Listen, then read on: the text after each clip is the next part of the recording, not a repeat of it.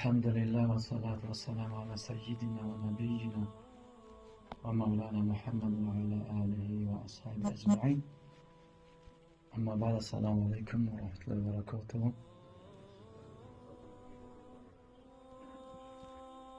الله تبارک و تعالی را بسیار شکرگزاریم و تشکر میکنیم به خاطر تمام نعمت‌های خوبش.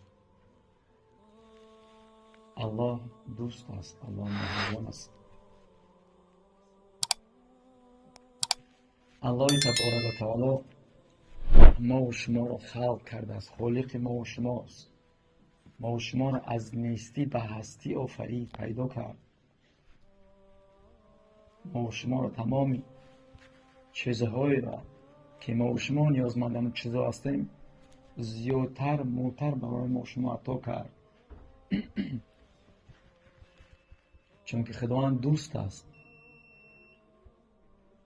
ما مال خدا هستیم، خداوند مالک است.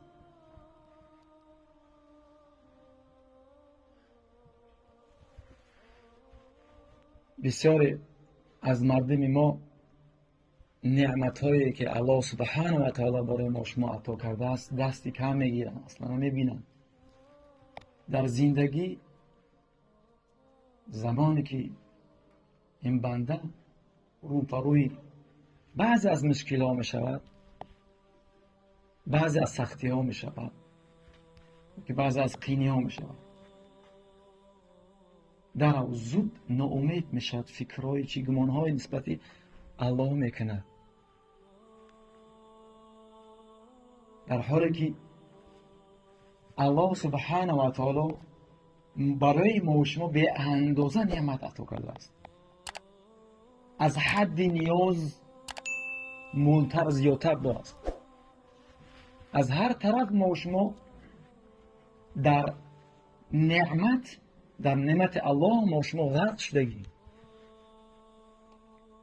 انسان در زبان شکایت در میکنه که آی من مسکین شدم، فقیر شدم، فلان شدم، محمدان شدم.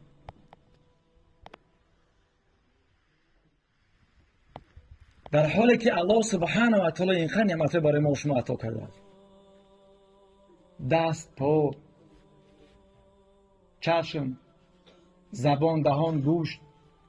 آیا کی است از ما و شما که همین دو چشمی که الله سبحانه و تعالی برای ما و شما مفت داده است، به پول داده است، اینا بفروشد 5-6 میلیون دلار ده؟ آیا این بایگری نیست که بعضی از ما شما مسکین هستیم، درو شکایت میکنیم از زندگیمون؟ این بایگری نیست چیست؟ شنوای بایگری نیست چیست؟ دل بایگری نیست چیست؟ همه نعمت الله سبحانه و تعالی مفت مجانا بی پول است. این همه بایگری هستند، این همه نعمت است، این همه از جانب پروردگار نسبت ما شما مهر، محبت، دوستی.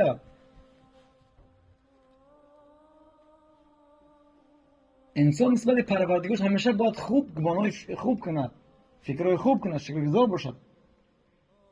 در حالی که ما شما میدونیم که در اینجا زندگی میکنیم، رین میشینیم، برای یک اجاره شدن خانه چقدر پول میتیم. موبایل تمام نشده، در یک مینوت، یک سکون اگر دیر کنی در قطعش میدن. نگه نمیتونی انسان خوبی چند سال پراتید کردی، پرداختی مهینات قطع میدن. اما آخر ما میشانه که الله مهربان دیگه. نه دستات کار کیسن، ای کار نمیمونن، چشمات دیده ایسن، فونکساش کار کیسن، از کار نمیبینن، شنوای کار کیسن، دل کار کیسن، پول طلب نمینن، چون که الله خالق دوسته. شکایت میکنیم با ما، ورنه سختگیری میکرد. بدین چقدر آدم ها در قد کشلا، در قد کوچه از دست پا ماندگی نیازمندی کمک نصرت. چون که الله مهربانه، دوسته. سبحان الله. انما اشکو بثی و حزنی الى الله و اعلم من الله ما لا تعلمون. الله تبارک و تعالی ما و شما رو تعلیم تربیت میکنه در کلام پاکش قرآن کریم از زبان دوستش حبیبش پیغمبرش یعقوب علیه السلام. اونجا الله سبحانه و تعالی که امتحانش گرفت سختیش در حالت سختی چی گفت؟ اینما اشکو بثی و حزنی الی الله. یعنی در سختی هاش زبان شکایت باز نکرد پیش مردم. اوه من خیل شدم، اوه من فلان شدم، بدبخت است. سبحان الله. اون آب روی عزت که خدا دادد وقتی که شکایت به غیر الله کردی آب رود میریزه. سبحان الله. شکایت فقط با الله.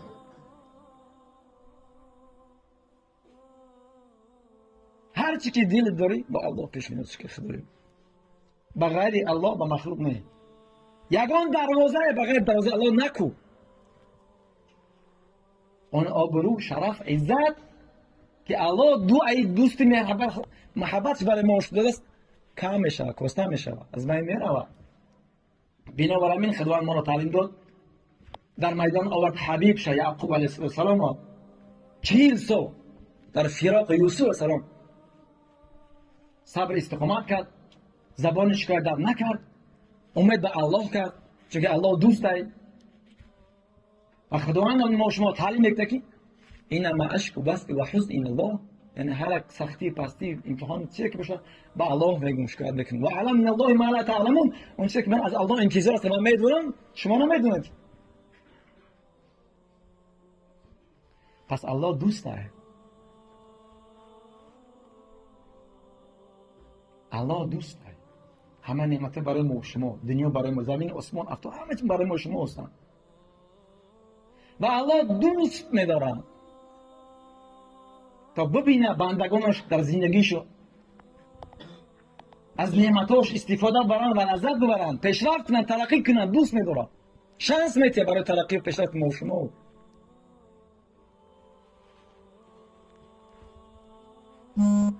خوشحال میشه، خرسند میشه. الله مهربان در کلام پاکش در سوره بقره اعلان دوستی کرده است. سبحان الله. اعلان دوستی کرده است.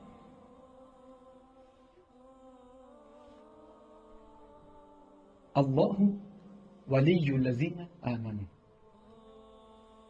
الله با اون که عظمتش، کبریاش، قدرتش خالق تمام اشیاء هست اعلان دوستی کرده.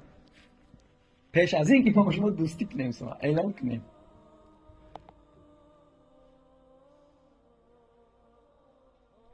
در سوره مبارکه نساء آیت 29 ان الله کان بكم رحیما. در سوره مبارکه اسراء آیه 66 انه کان بكم رحیما. همه اعلان دوستی. سبحان الله. همه مهر، محبت، عشق ورزی نسبت ما و شما بندگانش.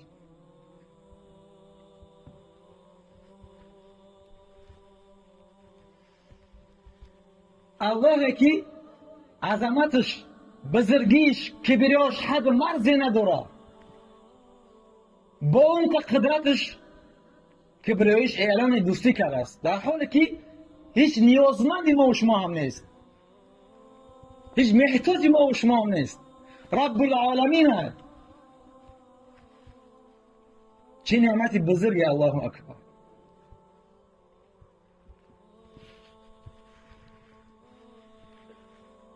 پس ما و شما آیا با این دوستی الله استفاده نکنیم؟ سبحان الله.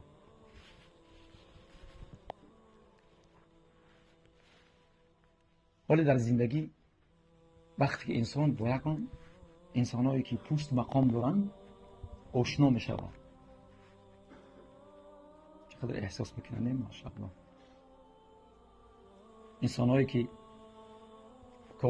کارگر حکومت هستند، جاهای پوست مقام بلند دارن، ای ماشاءالله دیگه گپ زن نمیشه. یا که مثلا به فرض میرگور سراغ کنه فلانی کس، ای دیگه ماشاءالله. یا اگر برای که انسان با پرزیدنت اگر مستقیما در علاقه باشه داد گرفتن، ای ماشاءالله انسان چقدر الله اکبر. اما کدام یک تکیهگاه بالاتر و قویتر از تکیهگاه الله رب العالمین است؟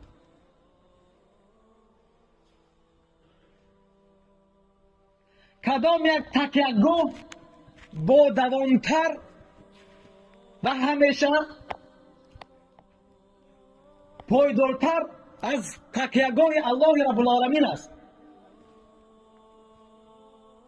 اون زمانی که الله دوست بداره و در آسمان ها اعلان کنه، جبرائیل علیه السلام فریاد میکنه، جبرائیل فلان کسی من دوست نام میبرم، نام. ای جبرائیل تام دوست بدار، جبرائیل دوست میداره، اما به این اکتفا نمیکنه. سبحان الله.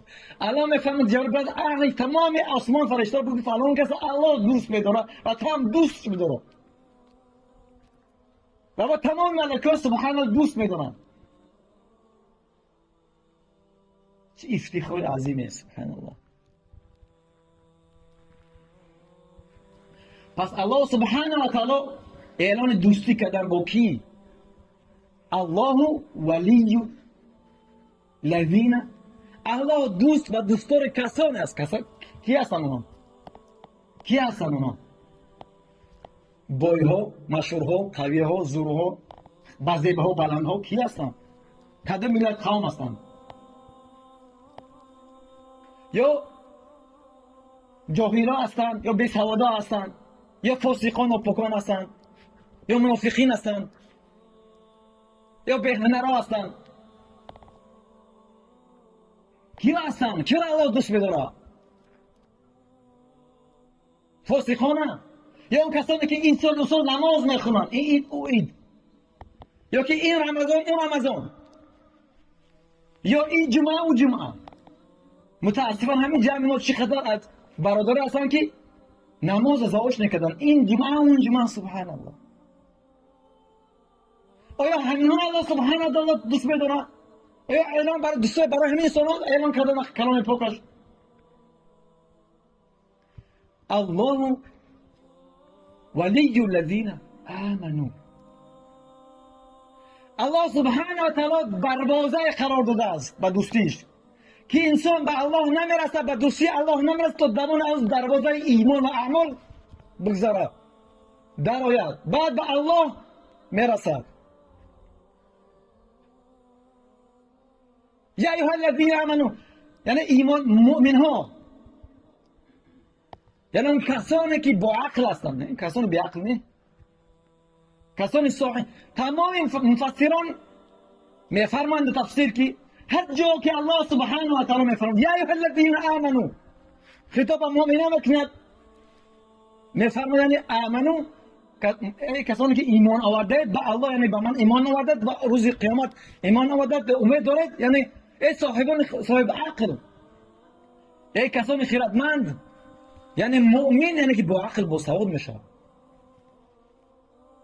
ما الله سبحانه و تعالی در کلام پاکش خطا نکنم 89 بار یا ایها الذین آمنوا خطاب به مسلمانان میکنه، یعنی ای کسانی که صاحب عقل هستید، ای کسانی که خردمند هستید، ای کسانی که فهم داره، شعور داره، درک داره در زندگی تو، عقل تا کار میفرمایید، نه که همین خیلی. سبحان الله. هیا چه خیلی کشید.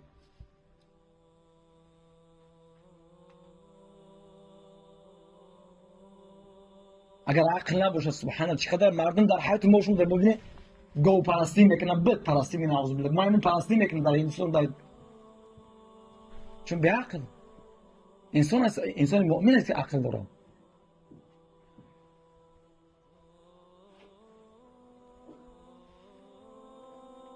پس ما اینکه یعنی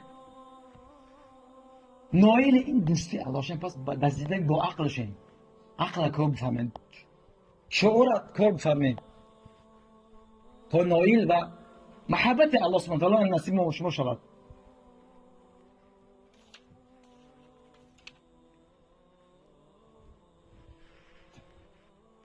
الله سبحانه و تعالی همیشه دوست می‌داره بندگانش و همیشه یعنی که برگشت بندگانش به سوی خودش، به سوی پروردگارشون، چون که الله دوست داره، شانس میتیه کمک نسبت میکنه صاحب دیگر.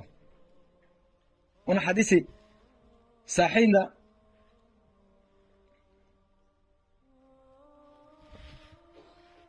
پیغمبر قسم حدیث است که میفرماید عن النبی صلی الله علیه و سلم فيما روى عن الله تبارك وتعالى، یعنی که حدیث قدسی است که پیغمبر صلی الله علیه و سلم روایتش میکنه. حدیث قدسی یعنی که الله گفتگیه، اما در قرائت در موز قرائت کردن نمیشه. پیغمبر صلی الله علیه و سلم انا روایت کردم از پروردگار از الله سبحانه و تعالی که یعنی که دوستی مهر محبت خدا نسبت به بندگانش ببین چه قدره، که الله سبحانه و تعالی فرمودن که قال يا عبادي إني حرمت الظلم على نفسي، ای بندگان من ظلم را ستم را در حق خود بر نفس خود حرام کردم. از بس که ظلم چیزی بسیار بد است. و جعلت بینکم محرما، همین ظلم را بر شما حرام کردم و شما همدیگر ظلم ستم نکنید. خداوند اگر ظلم اگر معنا میکرد از بین نمیبرد حرام نمیکرد، چقدر مردم اذیت میکردن بندگان در دنیا. با وجود ظلم که حرام این مردم در روی زمین ظلم ستم میکنن، ناعدالتی میکنن.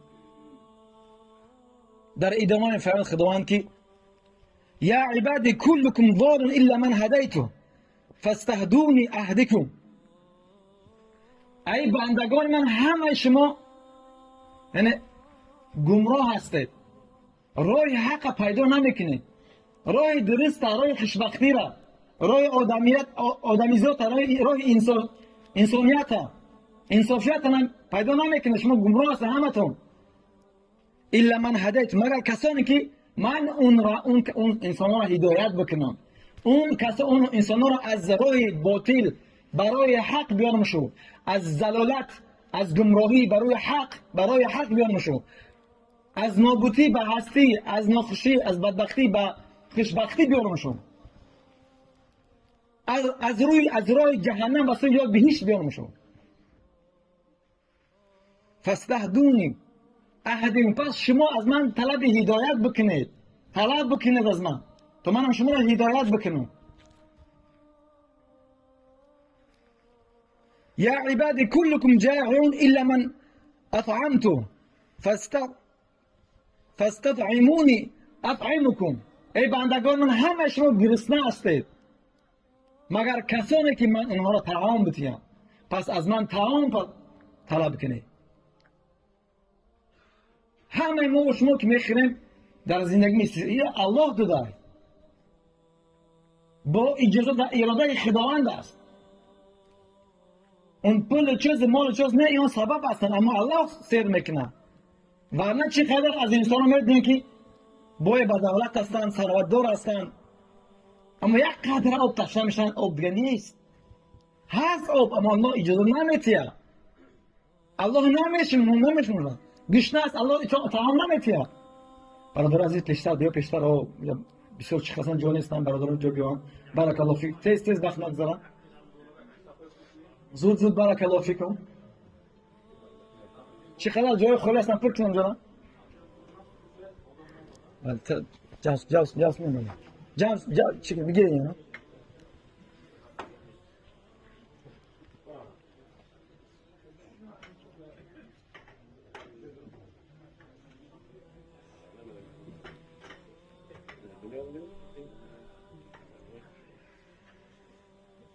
ادامه حدیث الله سبحانه و تعالی فرماید که یا عبادی کلکم عار الا من کسوته فاستکسونی اکسکم، ای بندگان من کل شما همه شما عاری هستید، بی لباس هستید مگر کسانی که من لباس بپوشونم، پس شما از من طلب لباس کنید تا شما را بپوشونم، عورت شما را محکم کنم.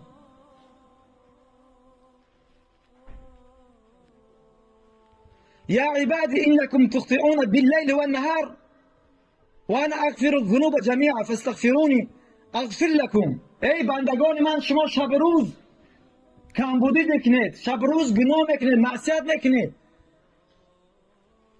و انا اغفر الذنوب جميعا و من کسی هستم که تمام گناه شما میبخشم. پس از من طلب مغفرت کنید. یعنی معنی داره که ما شما ضعیف هستیم،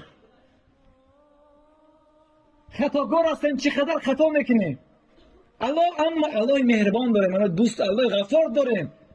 از الله ما دوری نکنیم، از الله ما طلب مغفرت کنیم. این دوستی خدا نیست. پس چیست؟ يا عبادي لو أن أولكم وآخركم وإنسكم وجنكم كانوا أتقى قلب رجل واحد منكم ما زاد ذلك في ملك شيئا. ای بندگان من، از اول شما تا آخر شما را، یعنی از اولین انسان که آدم علیه السلام است تا آخرین انسانی که پیدا باشد پیشا پیش آخر زمان، همه را جمع کنی. عدد چه الله سبحانه و تعالی چقدر انسان هستند، یعنی از اولین انسان تا آخرین همه جمع شد. همین خیلی نه فقط انسان، جین، از اولین جین تا آخرین جین همه اگر جمع شوند، ایمان شد قوی بکنند، پیشوا، یعنی تقوا را پیشوا کنند تا اونجا که مثل با تقوا ترین شما اگر شوند، بازم این تقوا اینها، عبادت اینها، ذکر یاد خدای اینها، یعنی که در ملک الله یگان چه اضافه نمیکنه، قدرت الله زیاد نمیکنه. الله بنیاز عبادت ما و شما است. الله صمد. همین خیلی یا عبادی، ای بندگان من، لو ان اولکم و آخرکم و انسکم و جینکم کان علی افجر قلب رجل واحد ما نقص ذلك من ملک شیئا. ای بندگان من، از اولین شما تا آخرین شما، انس و جین همه را جمع کنه، اگر همه یعنی فساد کنن، همه اگر ایمان نیارن، همه گناه کنن، بازم این فساد اینها، گناه اینها، معصیت اینها، ملک الله اگر چیز کم نمیکنه، بل الله ضرر زیاد نمیرسونه. این ما هستیم نیازمند به عبادت، به ترک معصیت. ما هستیم نیازمند نماز، روزه، عبادت، تلاوت، ترک معصیت. همه اینا نتیجهش بر ما برمیگردد. نه الله فایده میرسونه، نه ضرر میرسونه. الله صمد، الله بینیاز از تمام چیز.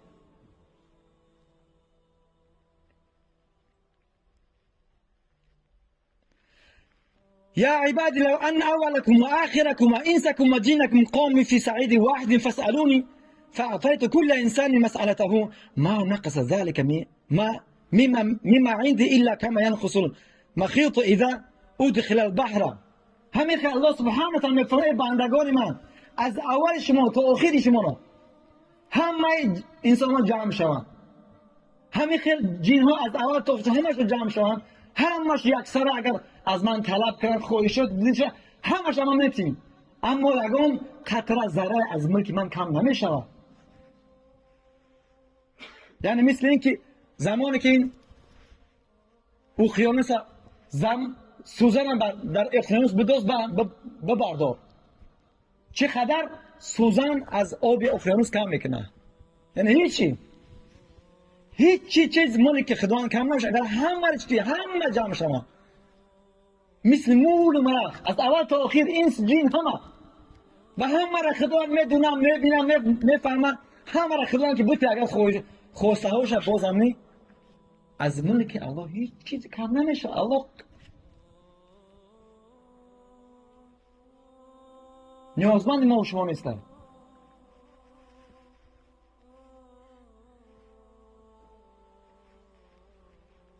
یا عباد انما هی اعمالکم احصیها لکم.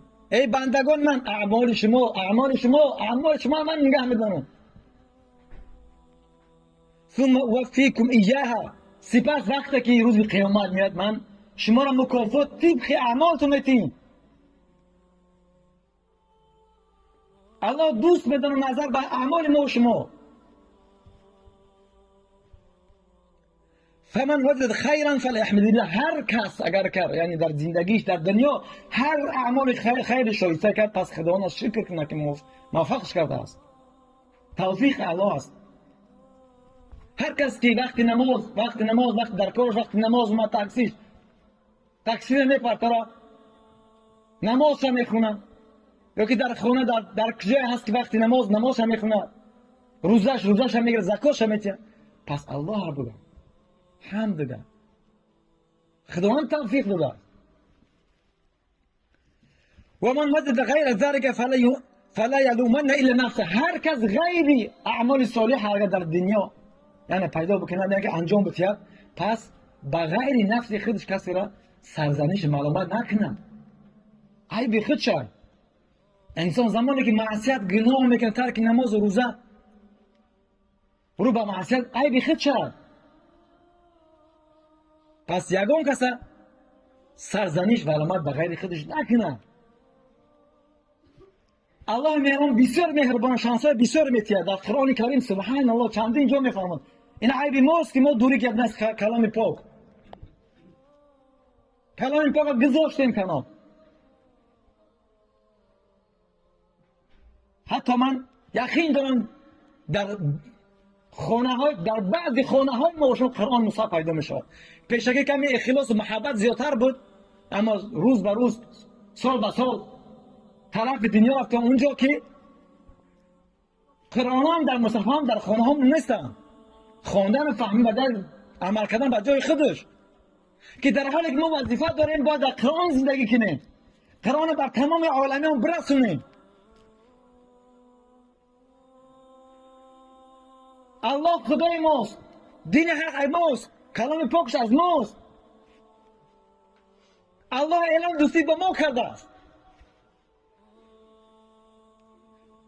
و ما باید ما و شما لبیک کنیم به دوستی الله، با علم، با دانش، با سواد، با اعمال به مردم برسونیم. اما متاسفانه از اعمال ما و شما را میبینیم که در هر جا علیه دین، علیه اسلام، برای قرآن را میسوزونند. لندن دیده است اخبارات سبحان الله. در زمان صحابه و تابعین کی این کار را دشمن نتونست کرده. امروزه همون اعمال شما بعد پس شده که دیگر ترس و وهم در الان موش ملک نسبت ما شما نمونده. و یا همین خیلی دوستی الله لبیک بگوییم با ترک نماز، دست به معصیت،